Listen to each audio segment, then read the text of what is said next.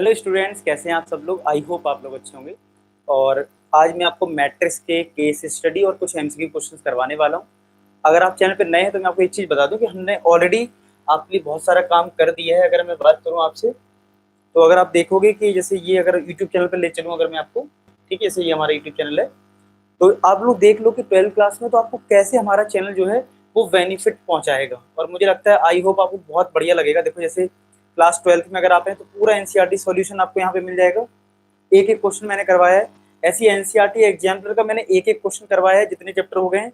और एमसीक्यू की सीरीज आपको यहाँ पे मिल जाएगी। साथ के साथ अगर मान लो आपका पेपर आ जाता है अचानक से, आप चाहे तो 1-2 घंटे में जल्दी रिवीजन हो जाए, तो आप वन शॉट वीडियोस को फॉलो कर सकते हो और प्रीवियस ईयर क्वेश्चन यहाँ पे। अब आई होप आप समझ सकते हो कि हर वो चीज़ है जो आपके लिए जरूरी है। और अगर आर डी शर्मा इन सबके इंपॉर्टेंट क्वेश्चन करने तो ये है मार्क्स बूस्टर, सब कुछ तो यार यहाँ पे, ठीक है। तो आप आराम से इसका यूज कर सकते हैं। तो चलिए स्टार्ट करते हैं सेशन को। आज हम मैट्रिक्स कवर करने वाले हैं।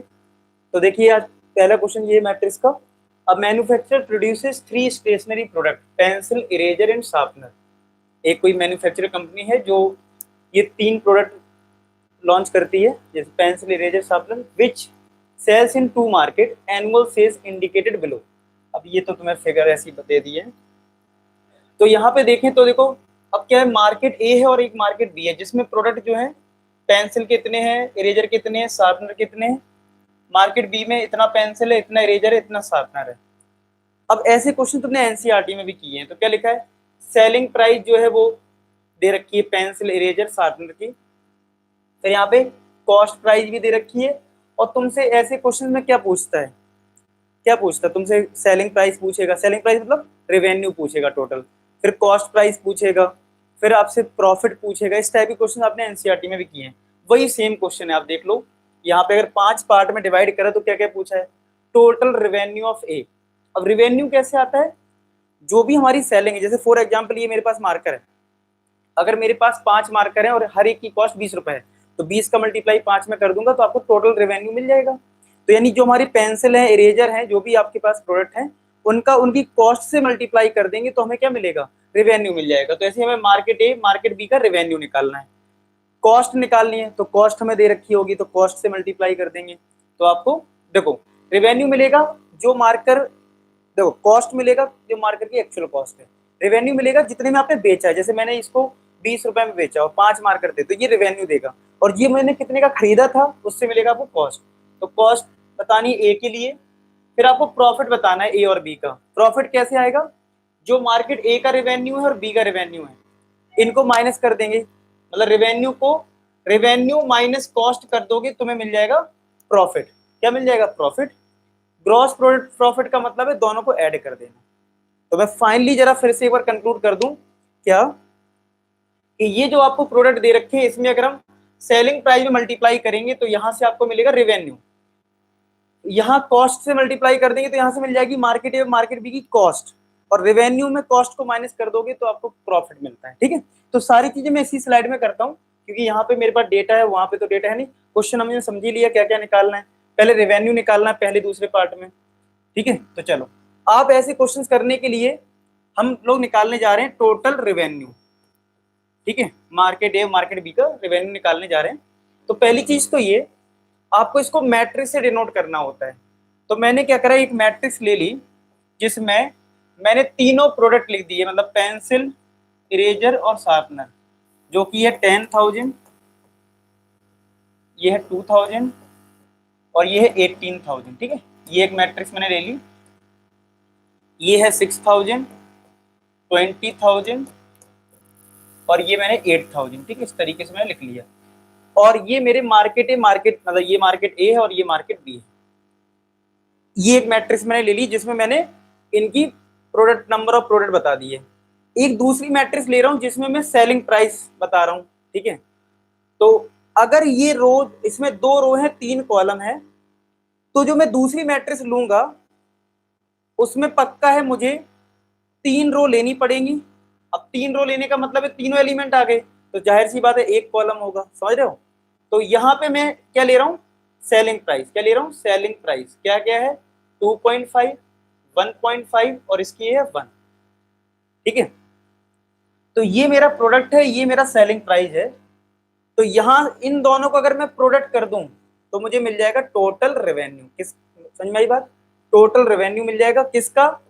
अगर मैं इसको मैट्रिक्स में लिखूं तो मार्केट ए का रेवेन्यू, मार्केट ए का रेवेन्यू और मार्केट बी का रेवेन्यू मिलेगा जब हम इन दोनों को मल्टीप्लाई करेंगे। चलो करते हैं मल्टीप्लाई, इसको मैं हटा देता हूँ, ये तो समझिएगा क्यों क्या ऑर्डर है। चलो मल्टीप्लाई करके निकाल लेते हैं।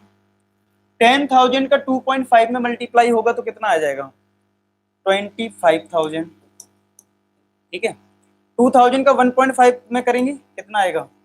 ये आपका 3 देगा, 3,000 प्लस का 18,000। ठीक है, ये आ गया। यहां से 6,000 का मल्टीप्लाई 2.5 में होगा तो 2.5 का अगर हम 6 में करेंगे तो 150 आ गया, 15 आ गया, 15,000 हो जाएगा। 15,000 20 का 1.5 में करेंगे तो 30,000, क्योंकि 3 तो यहाँ से आ जाएगा, सारे जीरो रहेंगे वैसे, 30,000 आ जाएगा प्लस 8,000 इतना रहेगा। मैंने दोनों मैट्रिक्स को मल्टीप्लाई कर दिया, क्यों? क्योंकि जो प्रोडक्ट होता है उसकी सेलिंग प्राइस से मल्टीप्लाई कर देते हैं, टोटल रेवेन्यू आता है।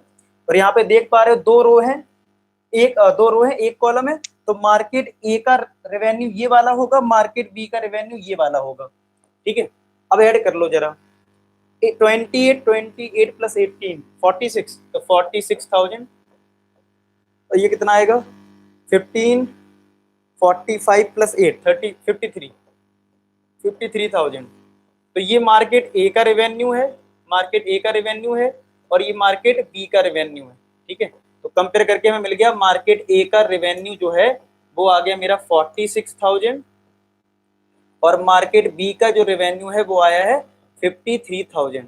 ठीक है, तो इस वाले का आंसर जो है 46 सी पार्ट आ गया, इस वाले का आंसर क्या आ गया?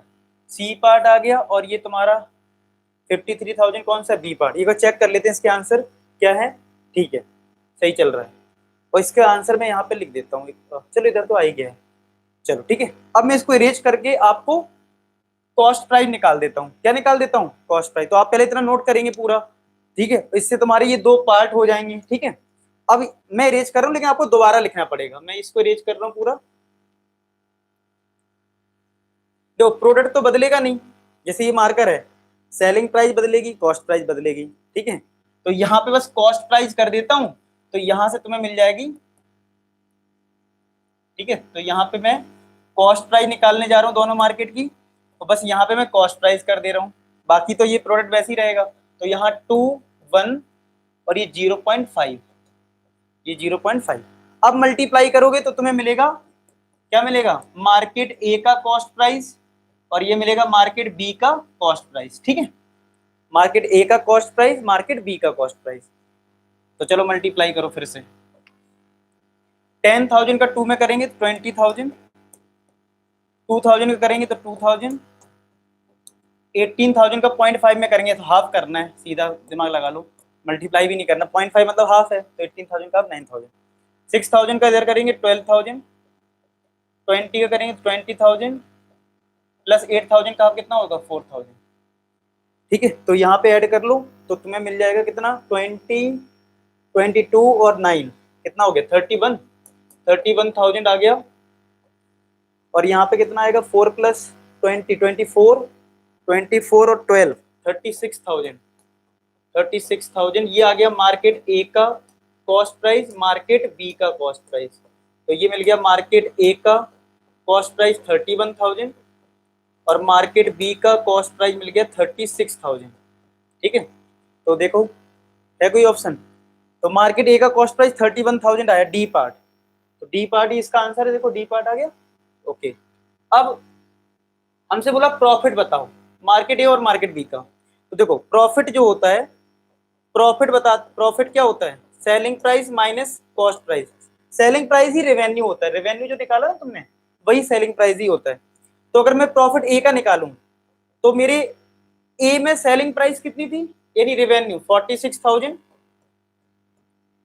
और कॉस्ट प्राइस कितनी आई है? 31,000। तो यहाँ पे कितना बचेगा? 15,000। तो 15,000 का देखो एक ही ऑप्शन है ए, तो यही होगा इसका आंसर। देखो ए ऑप्शन है। ठीक है, चलो निकाल लेते हैं, प्रॉफिट बी का भी निकाल लो, प्रॉफिट बी का भी निकाल लो। तो सेलिंग प्राइस किसकी, बी वाले की, तो बी वाले की सेलिंग प्राइस मतलब रेवेन्यू 53,000 माइनस कॉस्ट प्राइस, तो बी वाले की कॉस्ट प्राइस ये है 36,000, तो माइनस का 36,000 कर लो तो आ जाएगा 17,000। समझ में आया? 17 और 15 को ऐड करोगे तो टोटल प्रॉफिट आ जाएगा 32,000। ठीक है, हो गया क्वेश्चन सॉल्व, आया समझ में? एक बार फिर से देख लो वीडियो, अगर आपको कोई दिक्कत आई हो तो इस टाइप का एक क्वेश्चन आपको देखने को मिल सकता है अपने बोर्ड एग्जाम में टर्म 1 में। ठीक है, चलो आइए कुछ एमसीक्यू क्वेश्चंस कर लेते हैं, बहुत आसान आसान से। एक ए गिवन है आपको, ए की पावर 4n फाइंड आउट करना है, ए मैट्रिक्स गिवन है। तो जब भी आपको कभी कोई बहुत ज्यादा बड़ी पावर निकालनी हो तो ये कंफ्यूज मत होना यार कैसे निकलेगा, आप पहले स्क्वायर करना, बहुत जरूरत पड़े तो क्यूब कर लेना, आपको आइडिया लग जाएगा। तो मैं करने जा रहा हूँ स्क्वायर, तो स्क्वायर का मतलब ए इंटू ए, यानी आई का मल्टीप्लाई मतलब इसका मल्टीप्लाई इस वापस इसी में। ठीक है, अब दो मैट्रिक्स का मल्टीप्लाई करना आई होप आता होगा आपको। आई का आई में करोगे आई स्क्वायर आएगा, जीरो का जीरो जीरो आएगा, फिर जीरो का जीरो जीरो जीरो आई स्क्वायर, इस तरीके से आ गया। तो ए स्क्वायर तुम्हारा आया -1 जीरो, आई स्क्वायर की कितनी होती है, आपने 11th क्लास में कॉम्प्लेक्स नंबर में सीखा होगा, आई स्क्वायर -1। तो अब अभी ये चीज क्लियर नहीं हो पाई कि एक्चुअल में क्या है, ये 4 का मल्टीपल यानी इवन है, तो अगर मैं ए की पावर 4 निकाल लूं तो पता लग जाएगा। तो ए स्क्वायर इंटू ए स्क्वायर कर लो, यानी -1 जीरो जीरो -1, यहाँ भी -1 जीरो जीरो -1। अगर आप इसका मल्टीप्लाई करोगे तो आपका आंसर आएगा ये। अब अगर 4 का मल्टीपल ये है, ये क्या है, एक आइडेंटिटी मैट्रिक्स है। क्या है, आइडेंटिटी मैट्रिक्स। अब आइडेंटिटी मैट्रिक्स की चाहे जितनी पावर कर लो, चाहे 4 चाहे 6, वो आइडेंटिटी मैट्रिक्स ही आता है। तो 4 का मैं कोई भी मल्टीपल लूंगा तो मुझे आइडेंटिटी मैट्रिक्स मिलेगा, तो ऑप्शन हो जाएगा सी पार्ट। ठीक है, तो ऐसे आपको करने होते हैं क्वेश्चन। नेक्स्ट क्या है, A and B are two matrices such that AB equal to B, B equal to A, और फाइंड आउट करना है A स्क्वायर प्लस का B स्क्वायर, ये फाइंड आउट करना है। तो ये बहुत ही अच्छा क्वेश्चन है, मतलब जल्दी बच्चे कर नहीं पाते हैं इस क्वेश्चन को। A स्क्वायर को क्या हम इसको सॉल्व करने के लिए क्या तरीका है, A स्क्वायर को A प्लस ए मतलब A स्क्वायर को हम A इंटू ए लिख देंगे, B को B into B, B square को। अब देखो A इंटू ए की वैल्यू कितनी है, बी ए, तो यहाँ पे आ जाएगा बी ए आया समझ में। यहाँ बी बी है तो बी की वैल्यू कितनी है, ए बी। आप कहोगे सर ये क्या चल रहा है, इसी से सिंप्लीफाई होता है, क्या करें। ठीक है, ए बी किसके इक्वल है, ए बी के इक्वल है, तो यहाँ बी आया, ये बी बन गया, ये ए आ गया। ठीक है, प्लस यहाँ देखो बी किसके इक्वल है, ए के इक्वल है, तो ए बी आ गया। अच्छा जी, यहाँ तक आ गया। अब देखो, अब यहाँ पे बी ए कितने के इक्वल है, बी ए तुम्हारा ए के इक्वल है, तो ये ए आ गया। ए बी किसके इक्वल है, बी के इक्वल है, तो यहाँ ए बी आ गया। ए बी किसके इक्वल है, बी के इक्वल है, बी किसके इक्वल है, ए के इक्वल है। आप कहोगे सर ये क्या हुआ, ये क्या हुआ, पहले आपने बी ए पुट करा फिर सिंप्लीफाई करा, फिर इसकी यही प्रोसेस है, समझ लो। देखो पहले मैंने ब्रेक करा, ए आया, बी आया, ए की वैल्यू पुट कर दी सब जगह, फिर जहां भी तुम्हें ए बी मिला और इधर बी ए मिला उसकी वैल्यू सब्स्टिट्यूट करी, तो वो थोड़ा सिंप्लीफाई हुआ, फिर और सिंप्लीफाई हो गया। तो इसको एक बार करके देखो, समझ रहे हो, इसको वीडियो को पॉज कर दो, करके देखो ये कैसे सिंप्लीफाई हो रहा है। यहाँ पे स्टेप जो याद रखने वाला वो ये है कि आपको ए बी की वैल्यू पुट करनी है और यहाँ पे बी ए की वैल्यू पुट करनी है, तभी ये सिंप्लीफाई हो जाएगा। ठीक है, आप लोग कोशिश करना इसको, ठीक है, हो जाएगा आराम से। लेकिन अच्छा क्वेश्चन था, फंस जाते हैं बच्चे कई बार, ये कैसा स्टेप इसमें लेना है, तो अच्छा क्वेश्चन था ये आपके लिए। नेक्स्ट है, एक ए मैट्रिक्स एक बी मैट्रिक्स और ए बी जो है वो आइडेंटिटी मैट्रिक्स के इक्वल है। तो ये तो सिंपल है, मल्टीप्लाई करने वाला क्वेश्चन है। तो क्या है, 1 2 x 0 1 0 0 0 1, बी आपके पास है 1 -2 y 0 1 0 0 0 1, और आइडेंटिटी मैट्रिक्स आई होप सब लोग जानते होंगे 1 0 0 0 1 0 0 0 1, ये हमारी आइडेंटिटी मैट्रिक्स होती है। ठीक है, कर लो मल्टीप्लाई। पहली रो का पहले कॉलम में करोगे तो 1 इंटू 1 1, बाकी दोनों जीरो है तो जीरो ही हो जाएगा पूरा। दूसरे में कर दो तो 1 का माइनस लिखने कोई मतलब नहीं है। यहां से अगर करें मल्टीप्लाई 1 का इसमें करेंगे तो y, ये तो जीरो हो जाएगा, और x का इसमें करेंगे तो x। अब अच्छी बात ये कि तुम्हें बाकी करने की यहाँ पे जरूरत नहीं है। क्यों नहीं है, क्योंकि इक्वल टू में यहाँ 100 लिखा है। तुम यहाँ पे कर लेना, मतलब मैं पेपर में ऐसा नहीं करना कि छोड़ के आ जाने इधर, ऐसे छोड़ना नहीं, मैं तुम्हें बता रहा हूँ कि कर भी लोगे, लेकिन तुम्हें आंसर यहाँ से मिल गया। देखो ये x प्लस वाई ये कंपेयर हो गया, 0 आ गया, कंपेयर हो रहा है ना सीधा सीधा। हमें क्या करना होता है मैट्रिक्स में, एलिमेंट को कंपेयर करना होता है, हो रहा है कंपेयर, हमें मिल गया x प्लस वाई, कितना आ रहा है, 0 आ रहा है, और हमें ये निकालना भी है, तो हमारा काम बन गया ना, ए पार्ट, अरे ए पार्ट आ गया। तो आपको डिपेंड करता है, आप पेपर पूरा लिखोगे, पूरा मल्टीप्लाई करके लिख देना। नेक्स्ट क्वेश्चन क्या है, एक ए मैट्रिक्स है, ए स्क्वायर आई के इक्वल है, यानी इस बार स्क्वायर करना है आपको, ए स्क्वायर करना है, तो ए स्क्वायर कैसे आएगा, ए इंटू ए से आएगा, ए स्क्वायर आई के इक्वल दे रखा है, ए इंटू ए से आ जाएगा, ए का ए में मल्टीप्लाई करना है, तो अल्फा बीटा गामा, ये बीटा यहाँ पे पूरा नहीं दिख रहा तो बीटा है, गामा माइनस अल्फा, यहाँ पे मल्टीप्लाई हो जाएगा alpha beta gamma alpha equal to 1001। तो इस फर्स्ट रो का फर्स्ट कॉलम में मल्टीप्लाई करिए, तो अल्फा स्क्वायर यहाँ पे करेंगे तो बीटा गामा, ठीक है। फिर इसका इसमें करेंगे तो अल्फा बीटा, और यहाँ पे माइनस अल्फा है, माइनस का अल्फा बीटा आएगा, ठीक है। और ये राइट हैंड साइड में है 1001, यहाँ पे आएगा alpha gamma minus alpha gamma, और यहाँ से आ जाएगा इसमें जब इसका मल्टीप्लाई होगा तो बीटा गामा और माइनस माइनस प्लस का अल्फा स्क्वायर, ये आ गया। तो यहाँ से आ गया alpha square plus beta gamma 0 0, alpha square plus beta gamma, ये भी हो गया, और राइट हैंड साइड में 1001। तो इसको इससे कंपेयर करेंगे तो alpha square plus beta gamma किसके इक्वल आ गया, 1 के इक्वल आ गया। तो अगर इसको उस साइड करेंगे तो 1 minus alpha square minus beta gamma किसके इक्वल आएगा, 0 के। कौन सा ऑप्शन हो गया, सी पार्ट, कौन सा ऑप्शन हुआ, सी पार्ट। तो इसको आप वीडियो को पॉज कर करके खुद से सॉल्व करने की कोशिश करो, ठीक है। चलिए लास्ट क्वेश्चन है, क्या है इसमें लास्ट क्वेश्चन में, if A is a matrix both symmetric and skew symmetric then A is, मतलब ए फिर किस टाइप का है, अगर सिमेट्रिक भी और स्क्यू सिमेट्रिक है।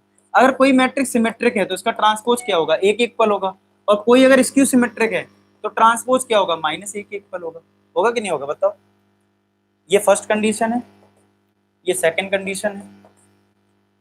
तो अगर सेकंड कंडीशन को इसके नीचे लिख लूं, सेकंड कंडीशन को, ये देखो ये सिमेट्रिक की कंडीशन है कि ट्रांसपोज ए के इक्वल है, ये स्क्यू सिमेट्रिक है, ट्रांसपोज माइनस ए के इक्वल है, और दोनों को मैं सब्सट्रैक्ट कर दूं, क्या कर दूं, सब्सट्रैक्ट, तो ये माइनस हो जाएगा और ये प्लस हो जाएगा, तो ये तो कट के 0, यहाँ आ गया 2a, तो a इक्वल टू 0 का मतलब क्या है, नल मैट्रिक्स। ये क्या है, नल मैट्रिक्स, नल मैट्रिक्स या जीरो मैट्रिक्स एक ही बात होती है, ठीक है, सारे एलिमेंट 0 होते हैं जिसमें, ठीक है। तो आई होप आपको क्वेश्चन समझ में आए हों सारे, ठीक है। तो केस स्टडी भी कर लिया, ऐसी मोर इंटरेस्टिंग वीडियो के लिए आप चैनल को सब्सक्राइब जरूर कर लेना, आपकी बहुत हेल्प करने वाला हूँ, पूरे बोर्ड एग्जाम तक सक्सेस मिलेगी आपको पक्का, ठीक है। तो मिलते हैं नेक्स्ट वीडियो, तब तक अपना ख्याल रखें, bye bye to all. Last में एक ही बात बोलूंगा कि आप सभी सफल हो।